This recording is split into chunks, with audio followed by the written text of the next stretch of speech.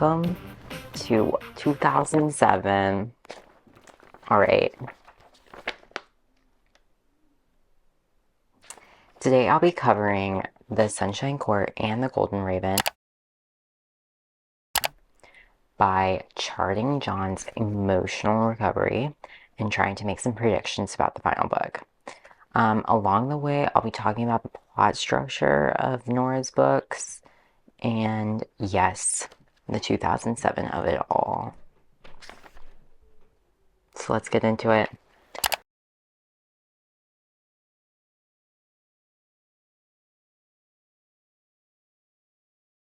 I've set up a graph of the timeline of covered in this is just the Sunshine Court. So I'm gonna have to pull out another sheet of paper for the Golden Raven when we get to that. But based on the dates given in the books, the chapters and the events in them, and I've already marked major events. I haven't given like up and down lines, and I'm not even sure like you can actually really read this. So I'm going to go over them as they happen. I've just marked them already on this because it's easier for me. I've also marked like chapters. So purple is John and red is Jeremy because this book is dual POV. So Jeremy chapters red, purple chapters Jean. All right. So I've marked the major events. I'm gonna mark like times when John has like a traumatic response to something and whose point of view we're experiencing. From this, I'm hoping we can like see a line or make some predictions about like the third book, how much time it's gonna cover, and like where we can see like conflicts gonna occur in that third book and like be ready for it because you really need to be ready for the things that happen in these books. All right, so I'm gonna probably have to stand up, aren't I? So black is an event, blue is a game, and lowercase is like things that were important, but like they're not like an event necessarily. They kind of are. They're kind of like just what the chapter's about. So that's what's up here. And so we have from March 14th, 2007 to June 28th, the evening of June 28th, 2007. That is how much time this book covers. So yes, 2007. So I'm wearing this outfit, which if you guys could see, let's do the full reveal. Low-cut jeans, the vest, the white t-shirt, scarf. So yeah, 2007, that's the reason for the outfit.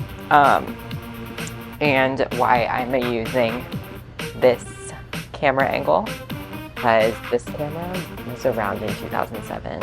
So I'm not going to use it for the whole video, but fun to cut to every once in a while.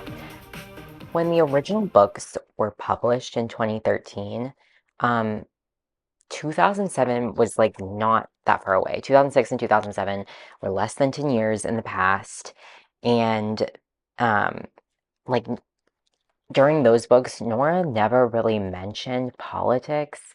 I figure that they were like set then because it's like justified with Neil's past. Like it's easier to be on the run when you're not using like smartphones and social media. So it's like that makes sense for the books then.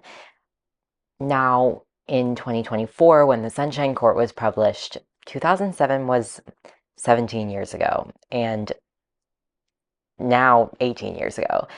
So even though this book kind of like has to be set then because it follows directly the timeline of the third book, All for the Game book, like it doesn't feel like 2007 just feels weird to me. The characters are definitely written like in the Sunshine Court and the Trojans in general are definitely written from like a 2024 perspective. like there are so many queer characters and so many like beautifully written queer relationships and well-adjusted queer people, which if you watch like queer media that's contemporaneous with 2007, like The L Word or Queer as Folk, which technically ended in 2005, but whatever. Um, there's like not that's not as reflected, in those books, like or in those pieces of queer media.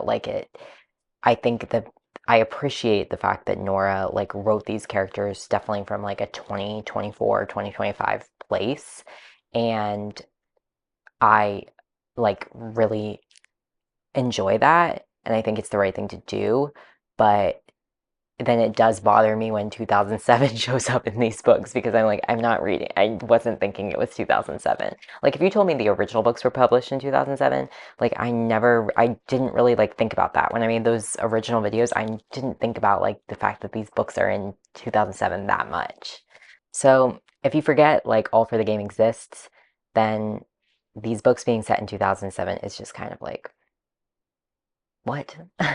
Because it doesn't help John's story as much as it helped Neil. So that's my thought on that. And I there are going to be a couple other 2007 rants in this video, but I will try to keep it to a minimum. So March 2007, the first thing that happens all the way over here, and I'm gonna have to get up. Do I have to kneel? Do I have to kneel? Sean wakes up March 14th, 2007 in South Carolina, at Nurse Abby's house after being saved by Renee from Evermore. The first chapter covers a few delirious days between March 14th and 18th, and I'm starting Jean up at 1, basically because I need somewhere to go down from 1.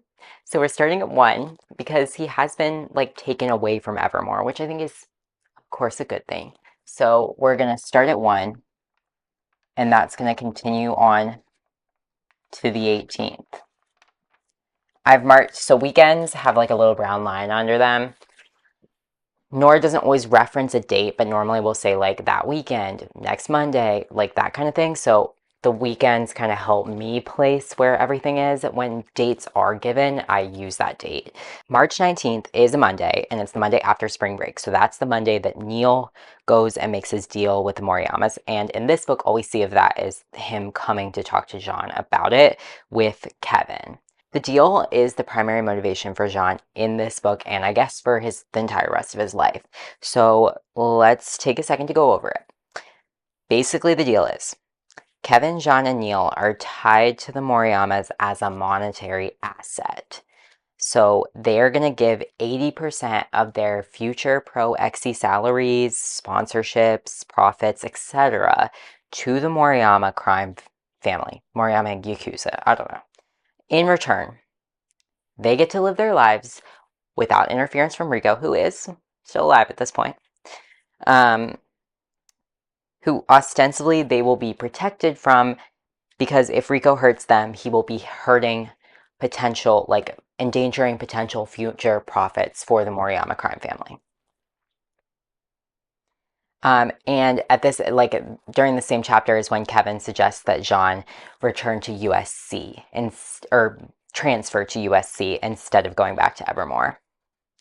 So this weirdly, like in the All for the Game, in the Kingsmen, this is like a really amazing moment for Neil. Like he's negotiated this like deal, and it's really like impressive. But for Jean, this is really complicated because what we have to understand about Jean is he's deeply invested in this cult mindset, from like deeply traumatized, deeply stuck in this place of like believing in the Ravens and believing that that's where he needs to be, etc. So it's he's not happy about this because he is really desperate to return to Evermore, and also convinced that if he returns to Evermore, Rico will kill him because of this like recovery period in South Carolina. And he like doesn't see that this will protect him from Rico. and he doesn't want to transfer to USC. So I've actually moved him down to the lowest point because he's having a bad time. All right. Oh, and this is chapter 2, by the way. All right. March 24th. So most of this recovery period for John is like during the end of the spring season, and most of like the things that are marked in here is like with dates is actual games, which of course John is watching. The man loves Xe. Actually, I don't know that he loves to play Xe, but he definitely loves to watch Xe and loves to analyze it and think about it. So anyway, we have I'm just gonna continue him on this bar till the 24th or the 23rd. Yeah, we're gonna say the 23rd. Most of the games are on Fridays. So this is when Kevin says to the press in this after this game is that Wymack is his dad and that he's never been skiing. So like basically revealing that something else happened to his hand to get him injured. And John thinks he's insane for doing this. Like, but also at the same time, Thea shows up, a character whom, let me just say, I hate. Like, I don't get her, and I don't get why. Like, the fact there's so much in this that's like, oh, some ravens know about the violence that other ravens do, and Rico does, and some don't. And I'm like, either they know or they don't. Like, what is happening? So anyway, Thea's like, what's going on with you? Like, why is this, happening? And John makes like this very small implication about like sexual assault that he'd faced at Evermore. And so for that, and because this is an opportunity for John to see that like Kevin isn't really afraid of Rico anymore, I'm gonna move him up a peg because of like a willingness to mention it and to mention it as something that was like negative that he went through rather than being like, I deserved this and like it's all fine. So for that reason, we go up one little bar. All right. Okay. So at this point, we're gonna skip forward to the last weekend in March for chapter 3, which is the first chapter where we have Jeremy's perspective.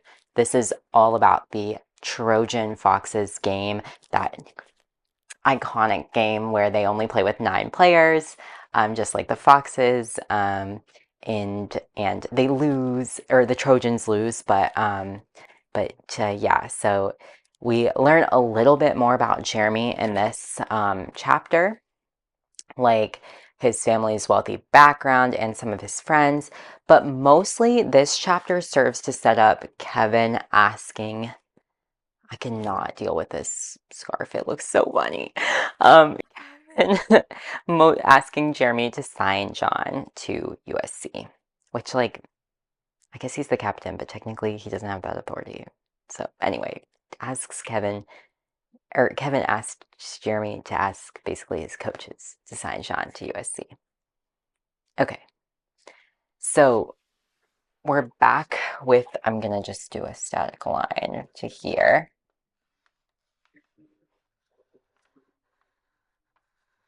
I should have put something hard behind this so that I could draw nice lines, but whatever. So we're back with John for chapter 4. So this is the last weekend in March here. And he agrees to sign with USC as long as they make him sign in this paperwork that he can't hurt their image. So they make him say like he's going to represent himself as a Trojan in public. So like no fighting, he can't fight on court, he can't fight publicly, etc. So he also gets into a rhythm of classwork and seems to be like kind of stabilizing. He's like, at least there's classes. Like, Okay. And he does agree to sign with them, so I'm going to move him up a point. So we're at the highest point we've been all the entire time. All right.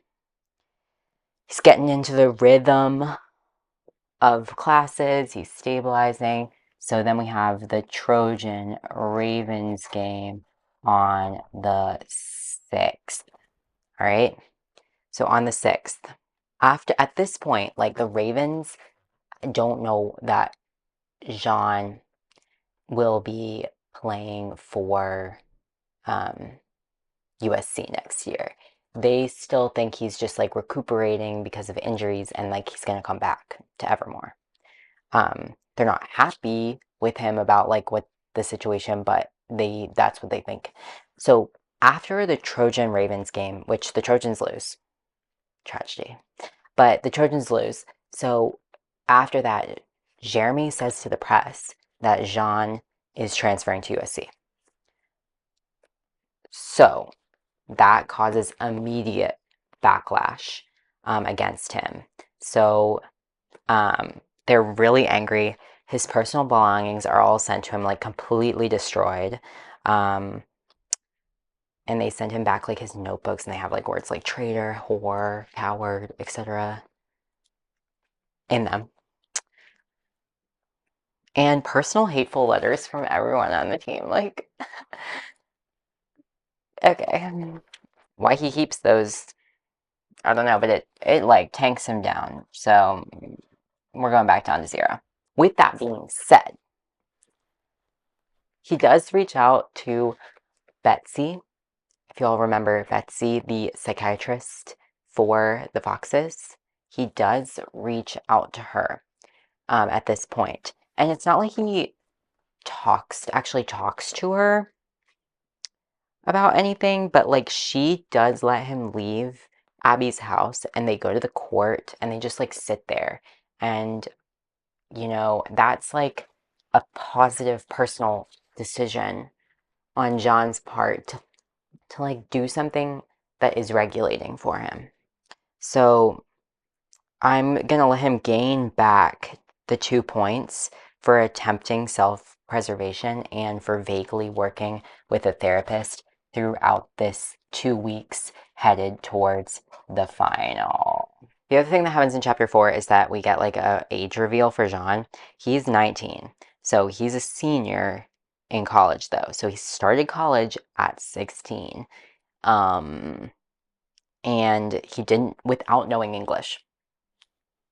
So we're also 25% of the way through this book at this point, and we haven't even finished covering like things that happened in the Kingsmen. So, all right, like I'd have hoped Rico had already re-died at this point, which he hasn't. Chapter 5, April 2020. April 2020. April 20th, 2007 is the championship game. It's on Friday. I feel like a championship game should be on Saturday. It's just how I feel about it. Anyway, it's on Friday. Abby does not want Jean at her house because she doesn't think it's a safe place for him. So she sends him to the athletes' dorms.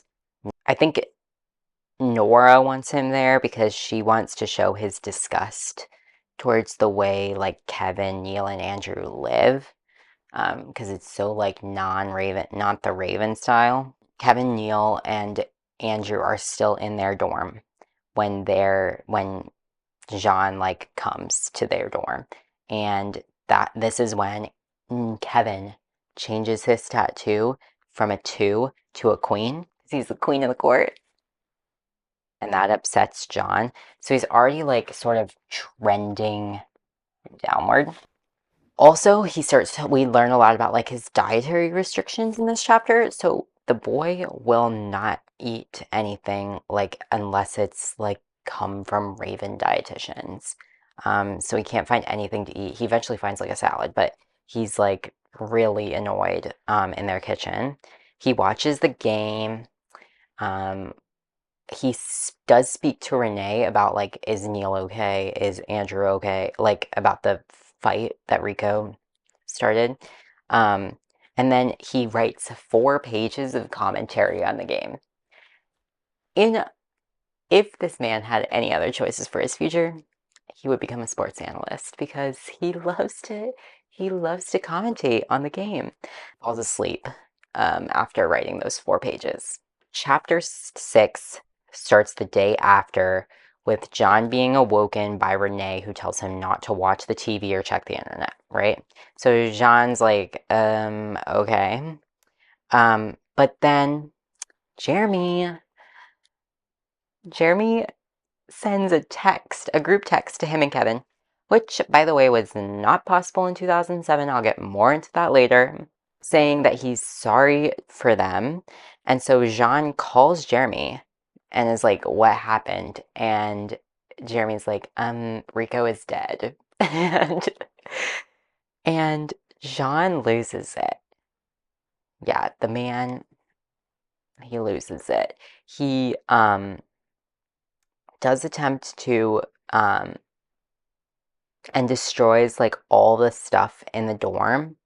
And then like when he finally comes back to himself, it's in the shower as far from the like spray of the water as possible. And he's like all bloody and blah, blah, blah.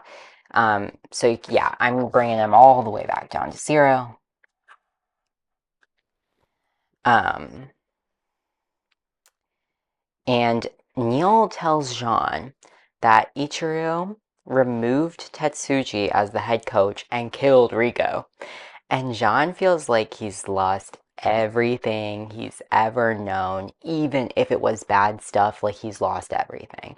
But then through talking to Neil, he's able to feel like a small sense of relief, and he finally calls Neil Neil instead of Nathaniel, which I think is such a strong point of breaking from Rico.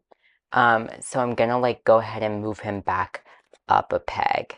And this is also when Neil's like, Pop, how easily these monsters die in the end. And I'm just like, okay, only you could say that. Yeah, that example, I talked about it in the video that I made where I like had literally sat down, read the first book in 4 hours, and then made a video right away. I talk about that moment of like him calling Neil Neil. And I think that was just like such a strong written moment in the book where you're like, oh, okay, yeah, Rico's not as much in charge of this man as he used to be. And then he takes his final exams. Like,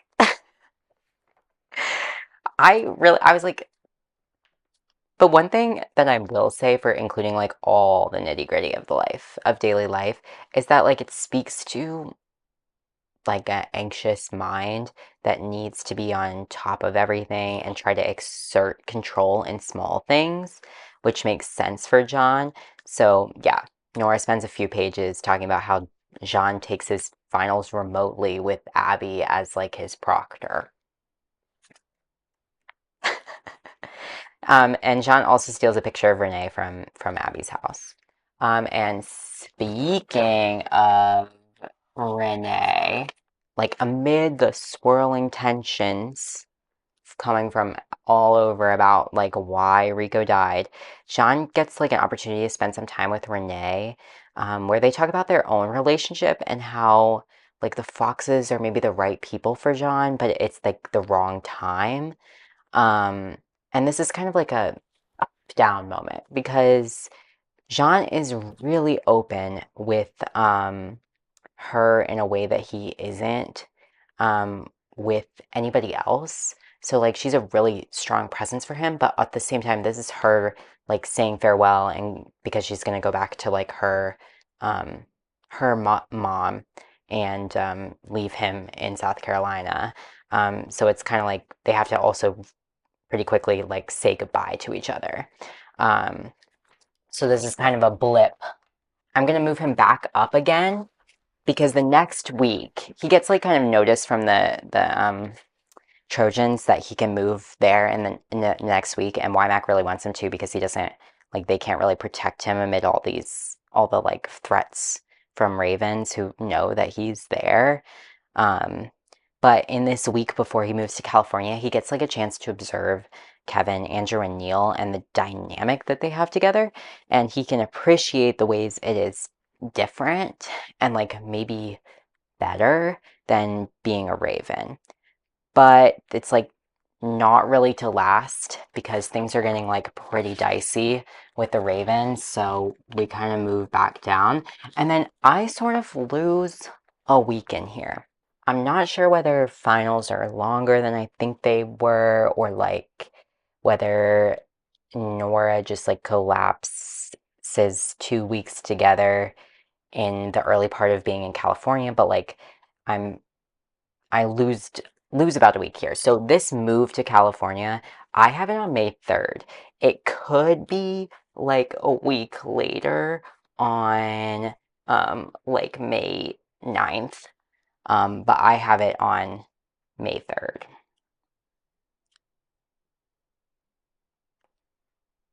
I don't really know. It's kind of confusing with there's not enough references to dates in this part of the book for me to be confident on what date it actually was. We moved to California, and I'm going to move us down because things are really dicey. We get 3 chapters, rapid fire chapters, about this like 1 to 2 days of his initial movement to California. Chapter 7 is John's point of view, and it begins in California. So, Jean's first and second day in LA is told in 3 chapters. One is in John's point of view, and then 2 for Jeremy. Most of what happens in this chapter is that the John's Raven like traditions or culture, or like the like mindset that he has, is coming up into conflict um, with Jeremy and his friends, Kat and Layla, who Jean's living with. And so like there's a lot of these moments of him being like, oh, like I can't eat that, or like we can't do this or that, and like you're allowed to do that, and Kat and Layla are like, of course we are, like what are you talking about, like blah blah blah, and they kind of grate against each other. Um, Jeremy and John go to the court where the extent of John's injuries are revealed. So they thought he just had like the sprained LCL, which is some kind of ligament somewhere. I think it's in your leg. I could look that up. Maybe I'll put something on the screen, a diagram with what that is. Anyway, they thought he just had a sprained LCL. He doesn't just have a sprained LCL. He has a sprained LCL and 3 broken ribs and like a broken wrist and a bunch of other things. So anyway, Jeremy is shocked about this, and John insists that their injury is just from scrimmage. And while Jeremy's like pretty good about dealing with John, he's very gentle. He's like very curious, asking questions, which is kind of the way you're supposed to approach someone who's in a cult mindset. Kat and Layla are like very pushy initially, and they don't understand why he thinks he deserved to be treated the way the Ravens treat their athletes.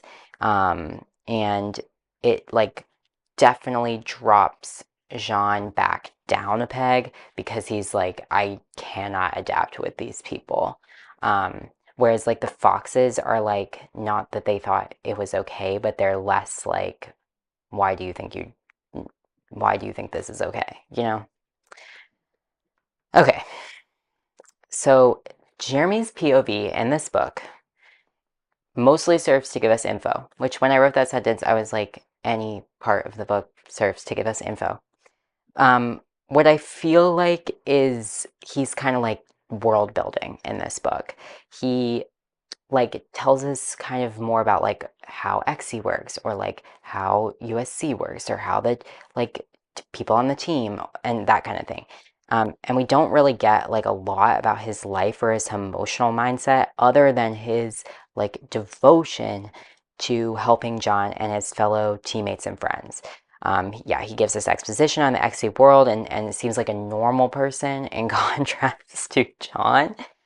He does do like some weird things. He has like some weird habits that come up, like saving receipts, mentioning on things about his home situation, like the fact that he doesn't live on campus. But these are like mostly dangles in the first book that come up way more in the Golden Raven. This also is the 50% mark of the book. the first 50% has given us like a lot of like kind of daily life detail, but the last 50% I focuses like really hard on specific days and glosses over a lot of the weeks in between. Um, for these periods, because there's a lack of detail, to me that demonstrates that John is feeling safer and improving in his California setting. And so for each period of like no detail, I like let him gain 1 point upwards. In chapter 9, I do want to know Jeremy dyes his hair blonde, and Layla tells him, like, Jeremy was initially going to get frosted tips. How 2007 frosted tips, but then opts at the last moment to get like a full dye job. And Layla's like, that's going to be harder to upkeep, which is something I would know nothing about.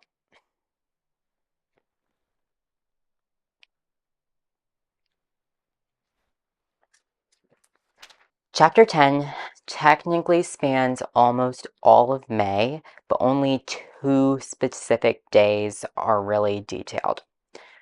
So, like I said, I'm going to let John gain. So we're at 0. So I'm going to go ahead and put us up to 1 to get to May 18th. The first is May 18th. This is the day that the first Raven player commits suicide. Lucas Johnson, who plays for USC, has a brother, Grayson Johnson, who was a Raven. He calls Jeremy to tell him about Wayne, and in that conversation where they ask John, like, oh, do you care about Wayne? They bring up Grayson. John has like a very intense trauma response to to hearing Grayson's name. He is like frozen in the kitchen. Kat is teaching him how to cook. I love that for them. And Layla like puts like a cold compress like on his neck because the thing like that John is doing like whenever he has like these trauma responses like clawing at his neck. So Layla attempts to like put a cold compress on his neck and he like turns around and like pushes her away, like hits her. And this makes everybody upset. No one's happy.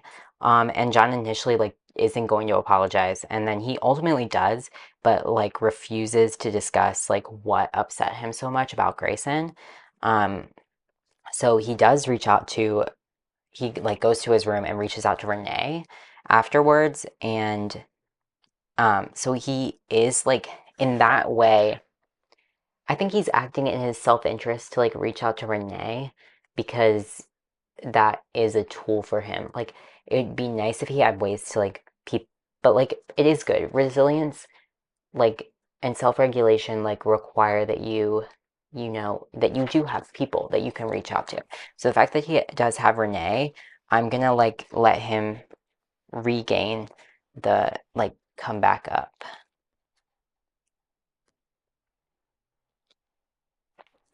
Like another 10 days pass without comment, and then on May 28th Jeremy comes to stay with Kat and Layla for the summer. So Jeremy has also agreed to be John's partner. So the Ravens always have partners, which we know from like Neil and John being partners and during winter break. Jeremy asks him about like other partners John's had, and John recalls Zane, who had protected him from abuse from Grayson.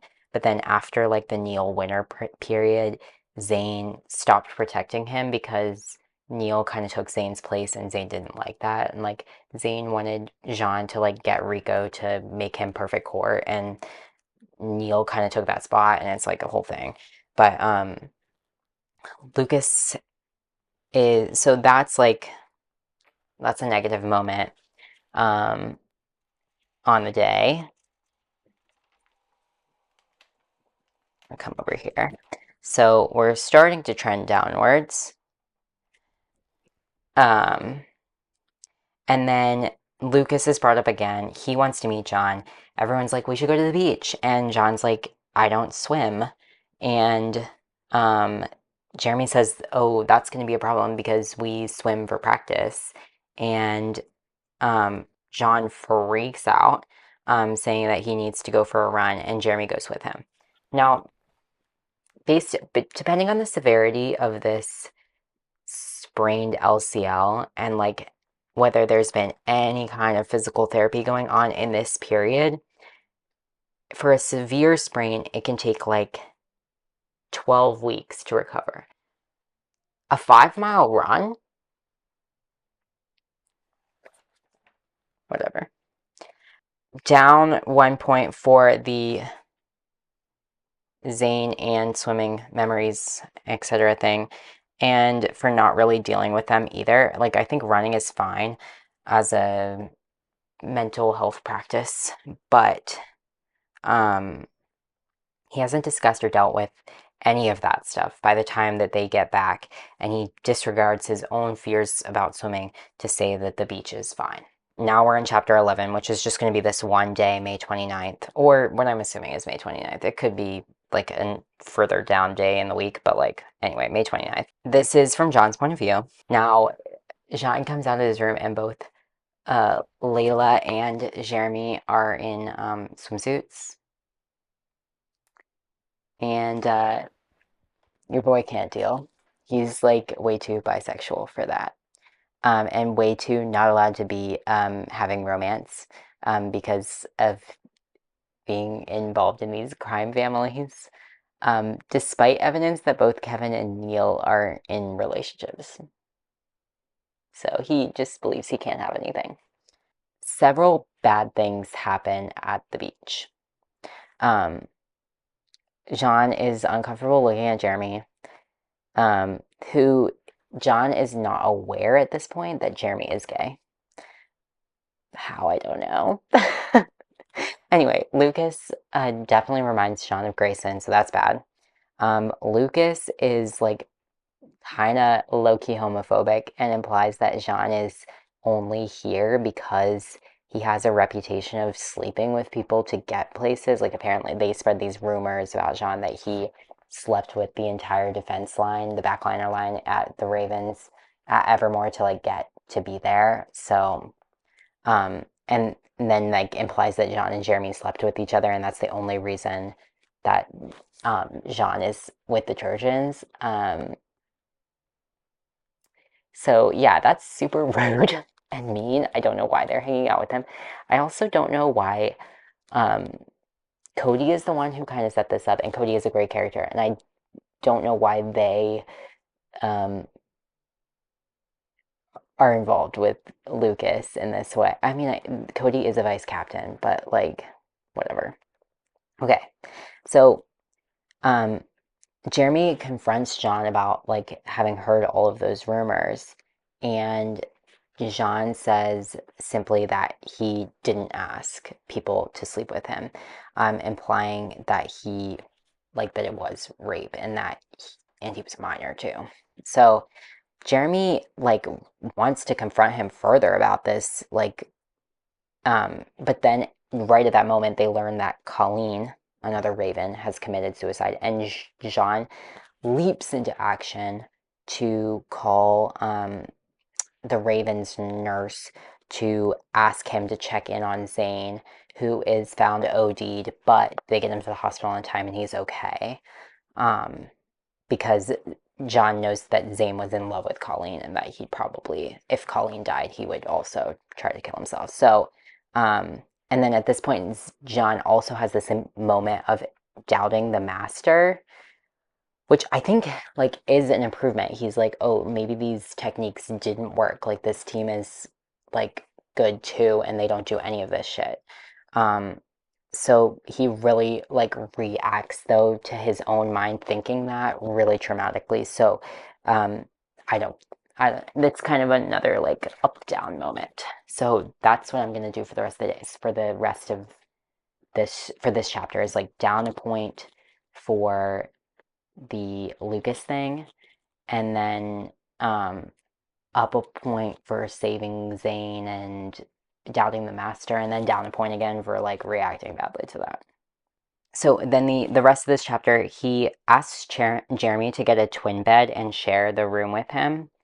And then also someone from USC, they send someone to counsel him, and he says like, no, no, no, I'm gonna call Betsy instead. Um, he does schedule to meet her. So yeah, that's then another reason to just draw a squiggle for this chapter. Because John has a lot of negative self-thoughts here, but also some recognition that he has been hurt by people and a small start in believing that that is not okay. And allowing like others, like Jeremy, in on that. We take a long break from Jean for chapter 12, and so am I, because this camera is gonna die.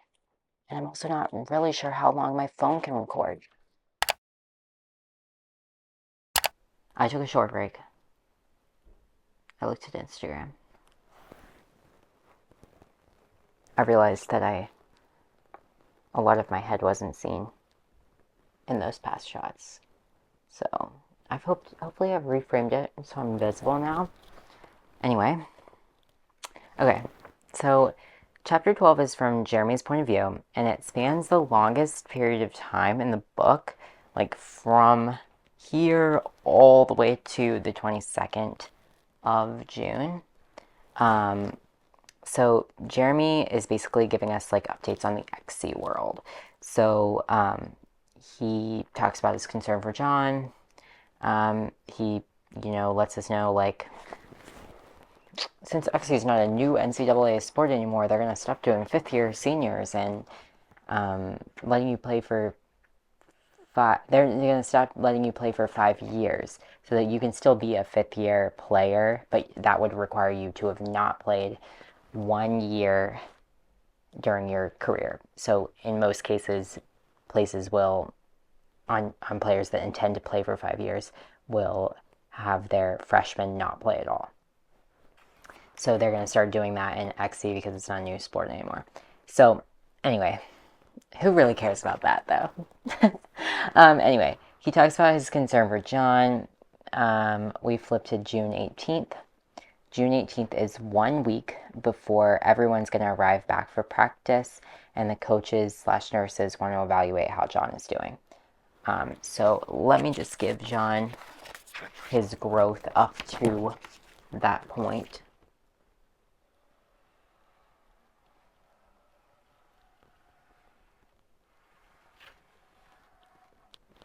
I gave him two because it's been like multiple weeks, like 2.5 weeks. So I'm giving him 2 points.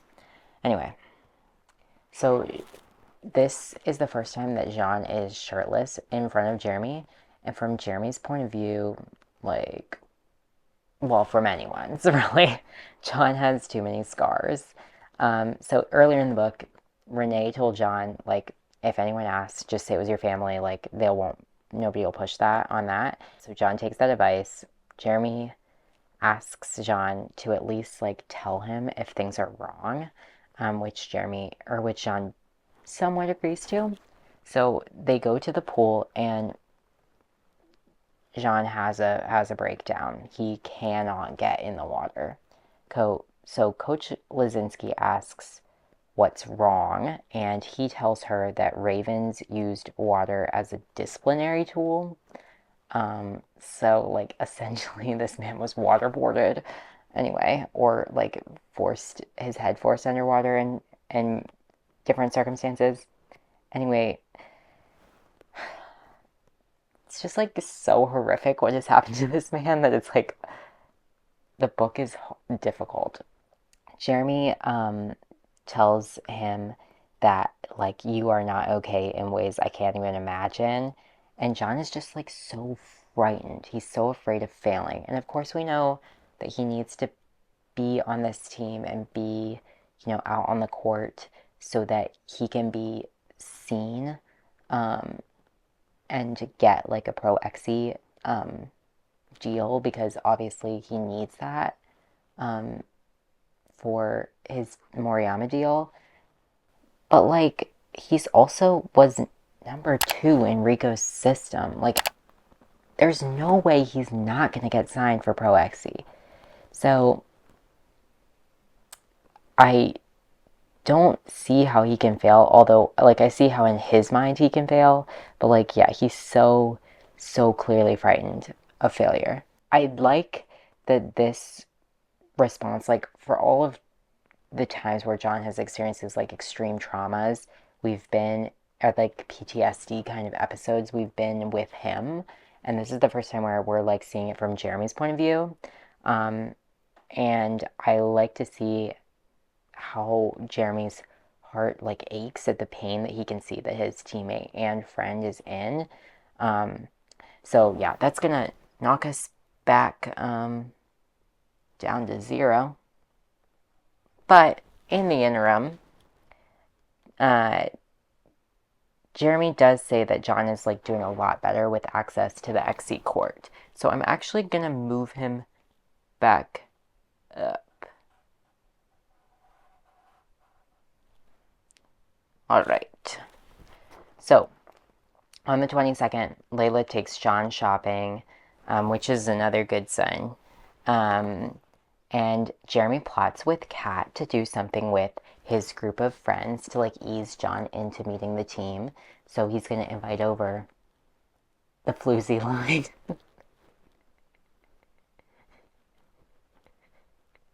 So I think that's a really funny name for them.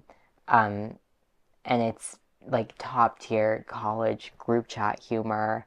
So I'm gonna like let it pass, even though, like, so John doesn't use the group text in this situation, but this group text, the floozy line group chat, comes up so often in book 2. And group chats did not exist.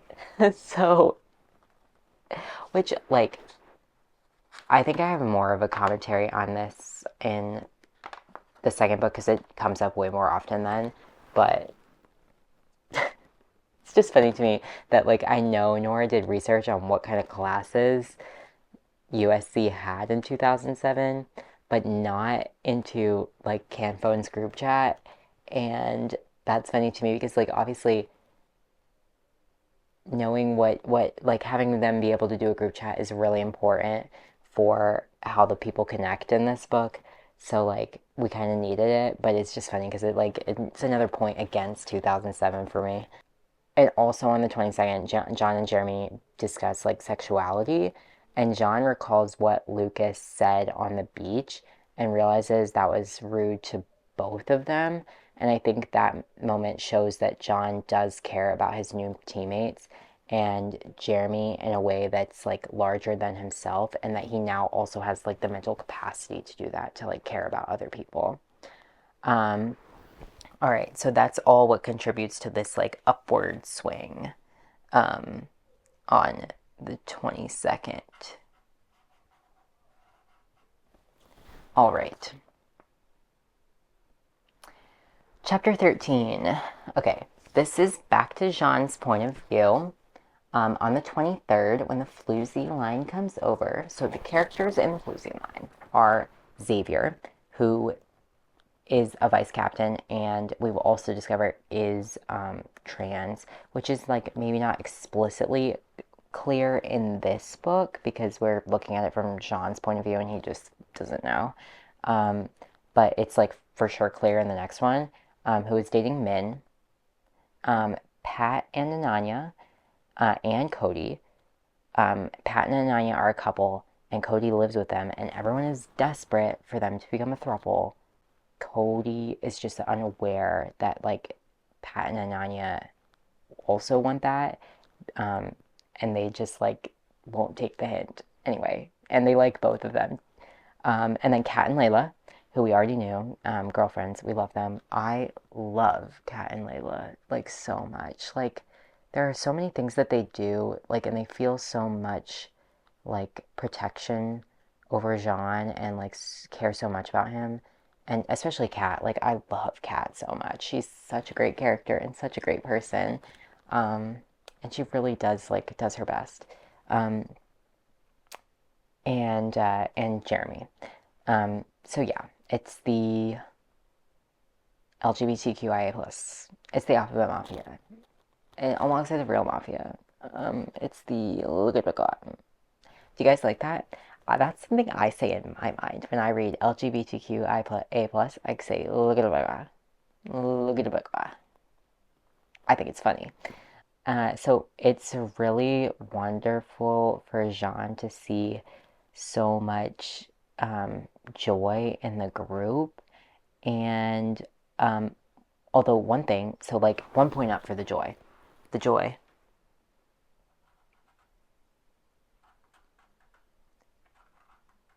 but it's like a sustained point up because also he notices like the way that Pat and Ananya are like touching Cody and like the affection that they're heaping on Cody. And he like takes the time to ask Kat if Cody is okay, like if he's safe with them. And she reassures him that like yes, like we're all just kind of waiting for them to become a throuple. But it's another moment that reiterates that John is a good person who does care about other people and can care about other people. So yeah, it's a big, we have this huge leap. It's the highest positivity we've felt in the entire book, right here towards the end, in between the 19th and the 23rd.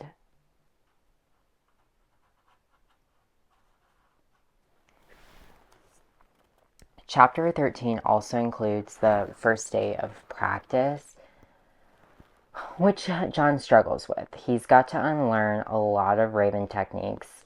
People are commenting on his scars in the locker room. Coach Riemann tells him he's going to have to do an interview with Coach Riemann is the head coach, by the way. Coach Riemann tells him he's going to have to do an interview with Kevin later in the summer.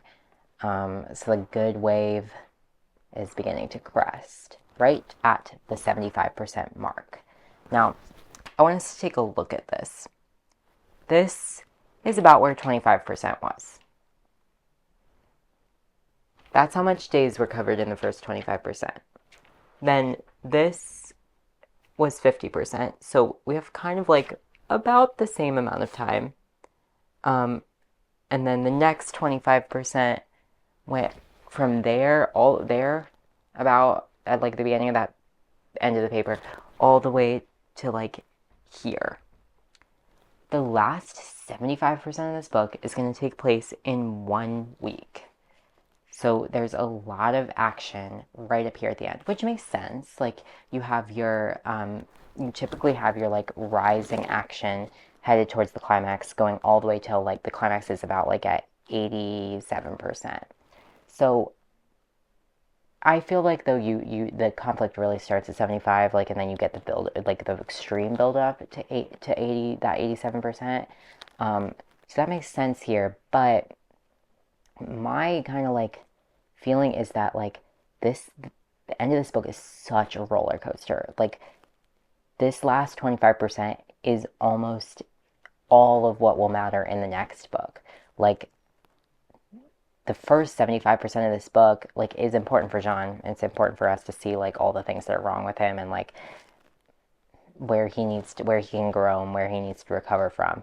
But like the events that will be important in the next book, all right here in the last 25% of the book.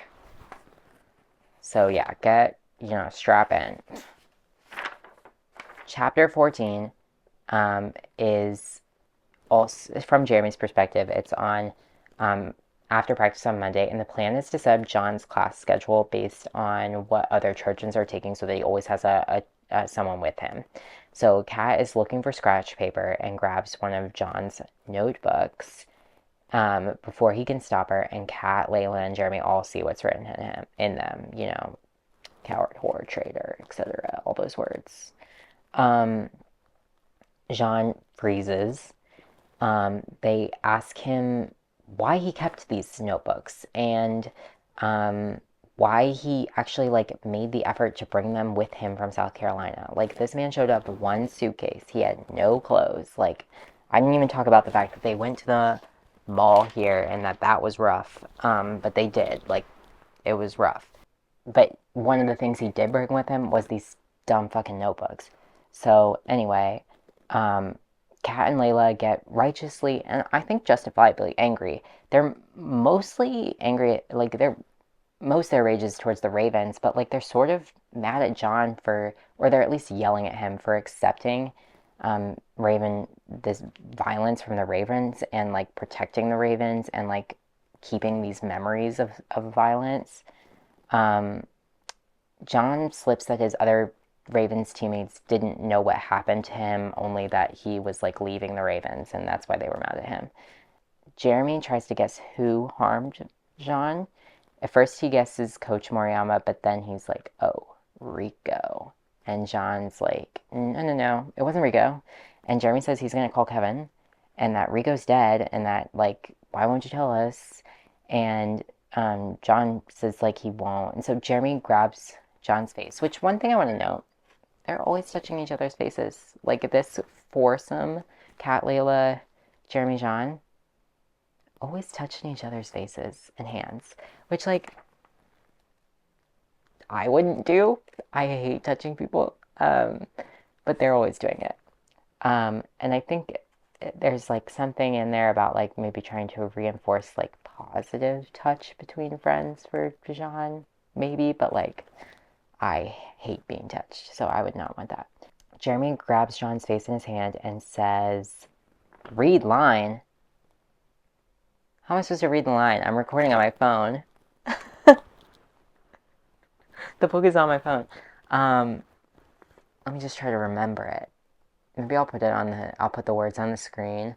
But I'm gonna summarize what he said.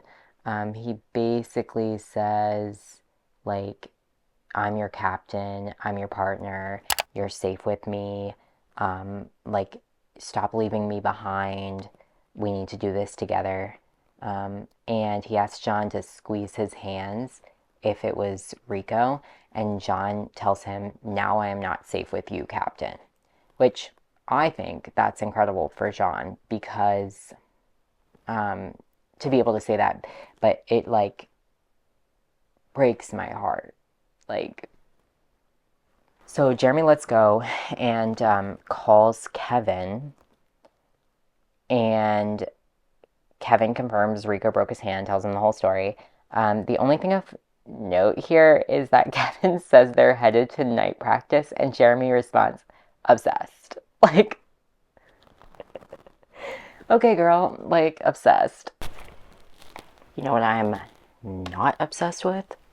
The fact that my phone stopped recording right after that line, and I lost 22 minutes.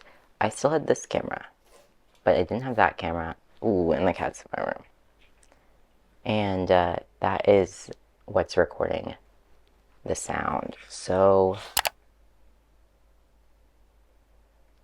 are you going to be in here? What's your deal? Meow. Meow. You want to be part of it? There's a cat in the room, so. Jeremy hugs Jean and tells him he's sorry for everything that happened to him and that he's not sorry Rico's gone. And Jean agrees with that, but and then asks them not to say anything. So yeah, Kat and Layla's sense of justice, they're against that, but if it's best for John and Kevin, they're okay with it. Eventually, they register him for classes, they eat dinner, they pick a movie, and for the first time, Jean stays to watch the movie rather than leaving when he's finished. So unfortunately, since I did record all of this already, the line is already drawn. So that's unfortunate for you. But anyway, class registration. That's a dip down, but then like a kind of plateau on that chapter. So, chapter 15. Coach Raymond pulls John out of practice to show a newscast about the Ravens' new coach. And John says, I am not a Raven, and that he doesn't need to know about them.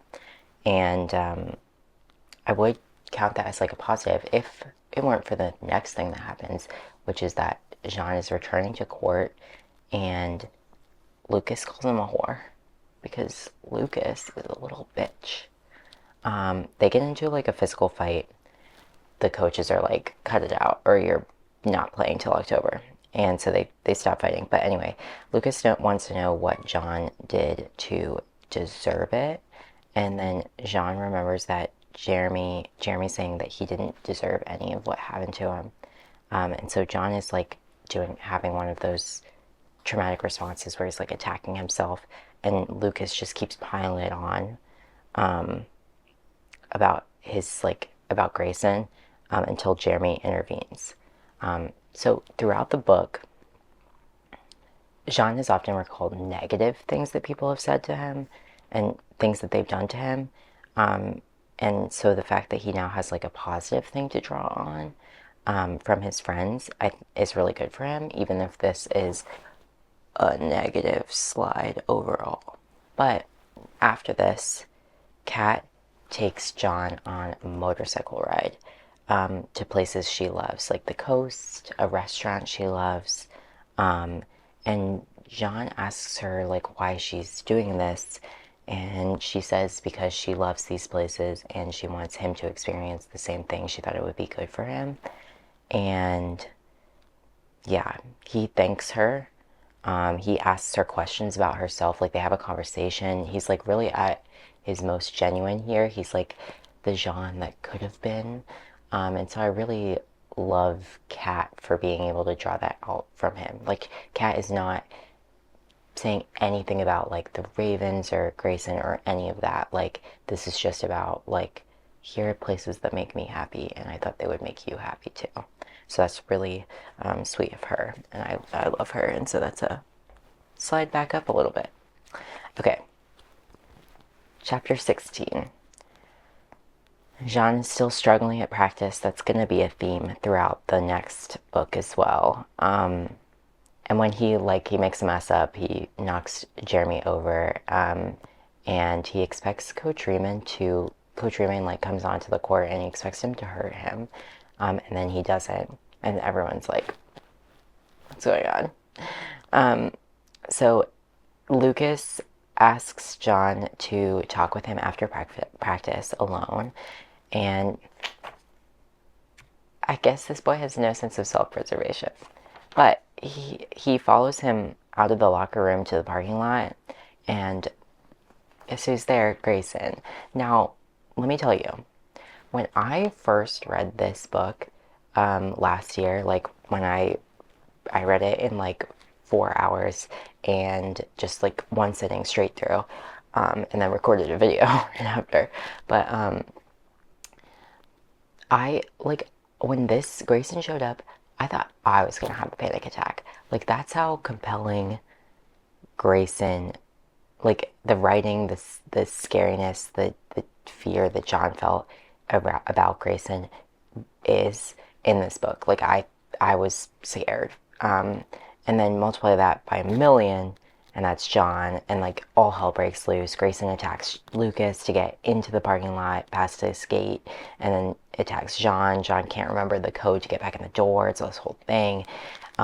Grayson bites John, and he tells him he knows where he lives and threatens to like sexually assault him, etc. Coach Lazinski shows up and intervenes and calls like for Coach Riemann and Jeremy. But John is in like a total freeze response. He won't talk to Jeremy, won't talk to really anyone about what happened or why. He showers with all his clothes on. He tells the coach he won't press charges, etc. The coach is still going to ban Grayson from campus, but he won't press charges. The Coach Riemann asks Lucas to explain what happened. Lucas explains. He says he fucked up. He says he's sorry. He apologizes to John, but then this idiot asks if this was like a breakup gone wrong between John and Grayson. I don't even know how you entertain that idea. Anyway, like, breakup gone wrong, that's so not what happened. Anyway, Lucas does confirm that Grayson doesn't actually know where John lives. He just thinks he does, but it's not much of a relief to John. So Layla adds a door jamb when they get home as an extra layer of protection. And at this point, that's been like carried from 88% to 92%. About where you'd expect the conflict to be, about where you're expecting now to get like some resolution. Do we get resolution? Absolutely not. Now, I would say, like, is this set up for the next book? This next thing? Yes. But, like, did we need setup for the next book? Well, no. I expected us to continue on with the XC season. I want to know about John's senior year at the Trojan. And I expected, like, the conflict to always be, like, whether or not he can recover his personality and play, like, XC the Trojan way. So, but then we had to add something, because this is not just a book about sports or romance. It's about the mafia. So Neil shows up. Neil texts John. John has his like phone out because he's debating on whether or not he's gonna call Betsy. Oh, I didn't even talk about Grayson plummeted. John, we're back at 0. So Neil texts John and says they need to meet. I think John thinks he's about to die, which is like a real bummer. But anyway, yeah, so the chapter 17, last chapter in the book, Jean point of view. Neil. I love Neil. I love the way he talks. I love the way he acts. Like, just everything about him is so much fun. But in this book, he's like totally in the mafia and working with the FBI, like, which we knew. But I wasn't like, yeah, he's going to continue being heavily involved in these things. But he kind of seems like he is. So I guess he just didn't like his dad, because he doesn't seem entirely to mind the mafia way of doing things. I mean, he says, like, he'll say some things but about that, but like, anyway, I think that's an interesting choice, because of course, like, readers know that he was still involved in those things at the end of the Kingsmen, like that his dad had an open trial, etc., case, whatever. But like there's Nora posted like after AFTG, like way back in 2015. It's archived. She archived it, but you can still find it. But Nora doesn't, like, when talking about Neil's future, doesn't mention the mafia or FBI in reference to Neil. Only like relationships, and like that they end up playing Pro XC, or that Andrew and Neil eventually end up on the same team. And fanfics to me like mostly seem to revolve around that. I'm sure there's some that focus on the mafia side, but like the ones I've seen that get reposted, or like the art that I've seen, is like mostly about XC, which makes sense. I think it's like the happier side of the story. So here, Neil's character being like mostly the thing that Neil's character is bringing is mafia and FBI into this is kind of interesting to me. And like with Neil's diplomatic skills, I have no doubt like he's a total asset to the mafia as a negotiating tool, as a like lying tool. He knows all these languages. Like he's a really great tool for them, not just as a monetary asset as an XA player.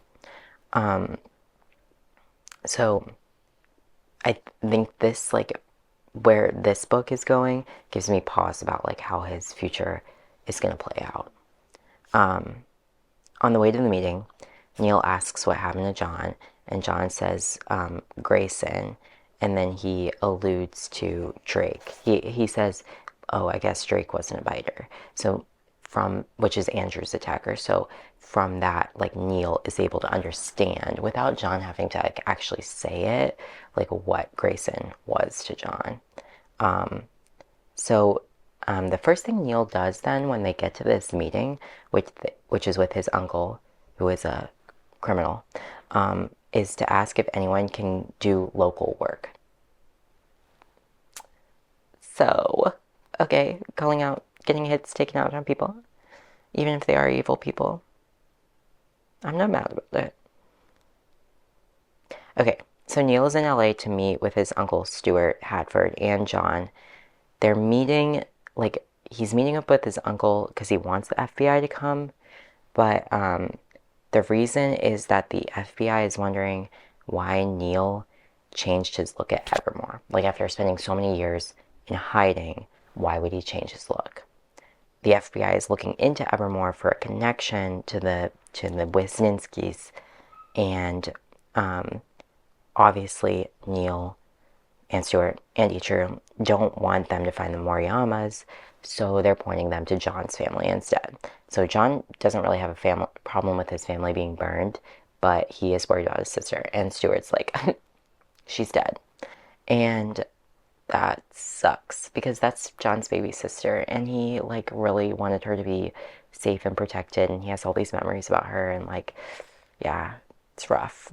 So anyway, they concoct a story that they had met as children because their families like worked together, and then they recognized one another at the banquet, and then like John convinced Neil to come to Evermore because they were like friends as kids, and so they needed to reconnect, and then blah blah blah blah blah. Stuart leaves, and John calls Wymack and asks him why he took Kevin in, and then he just like starts crying at the table.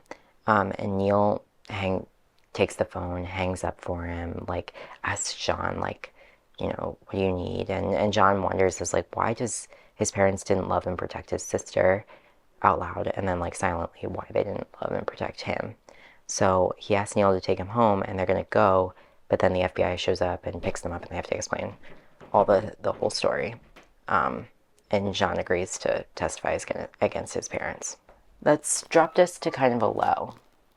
A low. Lower than 0. As low as I could go on the chart. When they finally get to go home, Neil encourages John to exercise more freedom, tells him he's safe from Ichiro as long as he plays Exy. He also tells, which is like,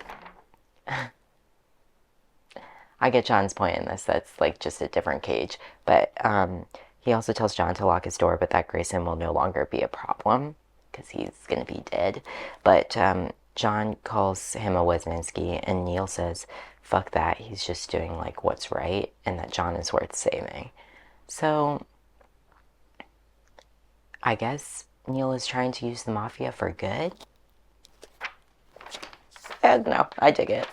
Anyway, John isn't sure Neil's right about Ichiro, but he takes a moment once home. He finally destroys those notebooks. That's good. He tells Jeremy, he asked Jeremy initially if he would kill him if he asked. Weird.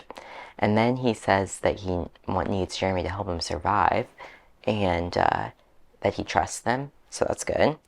And then they bandage his wounds and start making like dinner together, and John looks at them and finally thinks of them as his friends, and chooses to live in the moment rather than fearing the future or the past. So that's good. So I'm going to bring him back up to 2, which is a net gain of 1 for the book. So anyway, and that's the end. So the piece is not to last, but at least we have this 1 page of happiness. So in total, the book covers mid-March to the end of June. Jeremy has 6 chapters, which mostly focus on John and not really on his family. We get hints about like his situation, which are definitely going to be expanded on in book 2. John has 11 chapters. The book, I would say, is mostly about him and his life. The first, the structure of this book is crazy. Like, the pacing is kind of wild. Like, the first 25% is like the things that have happened in, like, where AFTG ends, like, hasn't even happened yet. The first 25% is, like, right here. So the first 25% is, like, essentially recap, but through John's eyes. So then the middle 50%, like, no XC in there. It's about John's daily life. We get kind of like a lot of the building moments, like kind of all these mentions of Grayson, which if you're looking at that as like the rising action towards the climax that is the climactic moment that is Grayson, like it does make sense. But there are so many other things in here that like, oh, I can't do swimming and I'm afraid that like, that will make me not able to play on the first line, and that will hurt my chances of being pro-XC. Like, there are other things in this book that could have been the climactic moment, that other rising action. So, you know, when you look back on it, it's like, oh, I can see Grayson being the conflict, but like, that's not what the only conflict that it could have been. And yeah, the last 25% is like all here. It's the most intense, and like only covers 1 week, pretty much. So, yeah, narrative structures. I mean, like, this, the 3-act structure, I mean, I don't know. Like, yeah, the conflict does come at where you'd expect, at 88%, and goes on to 92%. But then Neil comes and furthers the plot to like all the way to 99%. And so we get like a 1%, 1 page at the end of the book for the resolution, which has to be so like intense in its feelings of like uplift and hope that when you read this book and then immediately read the second book, it kind of messes that up. Because like obviously the second book can't start at like such an unemotional high, but it's literally the next day, and so it's weird reading it that feeling didn't continue over. Which, I mean, obviously most people, I don't know if most people are like, oh, I gotta reread the first one since the second one's coming out, or whether you read the first one, you know, last year and now you waited so long for the second one, and so you don't really have that like emotional continuance. But yeah, it's a little strange. Overall, I love this book. When I first read it, I did it all in one sitting, and I really enjoyed John and Jeremy as characters. They're kind of like the perfect slow burn characters, and I'll get more into that in the next video. And like all the side characters in this are just so easy to get along with. Like the Flucies. Not all the teammates. Not all the teammates are easy to get along with. Obviously, I really dislike Lucas. But for the most part, like, the teammates in this are,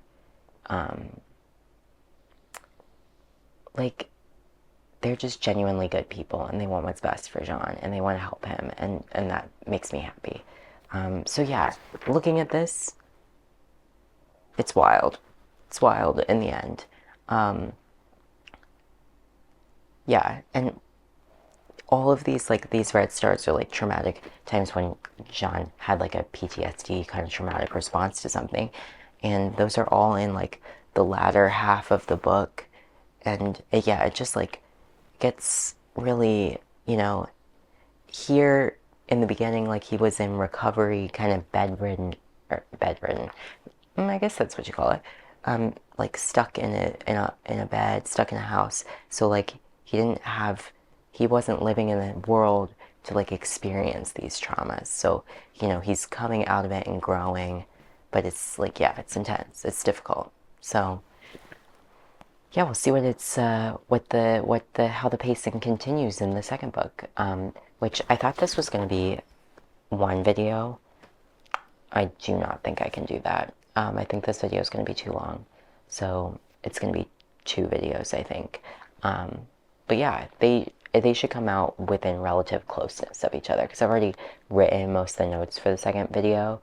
I just need to do, like, you know, making this, and yeah, I need to finish the notes. So yeah, second video should come out probably like a week after this one, I expect. But yeah, I love doing this, and thank you for watching. Bye.